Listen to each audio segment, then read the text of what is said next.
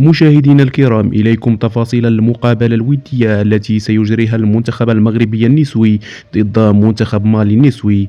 يخوض المنتخب المغربي النسوي مباراة ودية مهمة أمام نظيره منتخب مالي، وذلك يوم غد الجمعة على أرضية ملعب مولاي الحسن بالعاصمة الرباط. وستنطلق صافرة بداية هذا اللقاء على الساعة 6:30 مساء بتوقيت المغرب، في إطار استعدادات لبؤات الأطلس للاستحقاقات القادمة، حيث يسعى الطاقم التقني إلى الوقوف على جاهزية اللاعبات وتحسين الانسجام داخل المجموعة.